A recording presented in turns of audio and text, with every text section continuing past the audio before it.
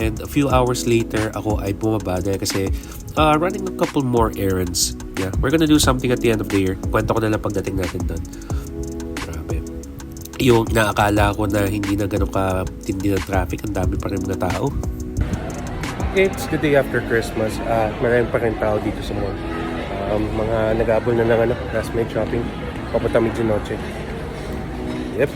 Holiday rush, man. It's real. So ako, mindset ko, naganti tayo pag post-holiday, yung mga post-season. Kasi itong bagsakan ng presyo. Mindset ko.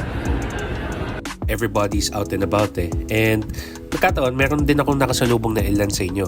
So shoutout kay Jeffrey and Austin. Nice to see you guys. Appreciate the support. And shoutout kay Paul, Berto, Royal, Sika, and Lord Jeff. I like meeting you guys whenever I go around. May mga times lang na yung iba kasi hindi natin sinasama sa vlog dahil we always ask for consent. At dahil doon, nakakatawa lang dahil kasi lalo na ngayon dahil madami tayong free time, we get to, chit-chat. Sige, ano nga ba gagawin ko?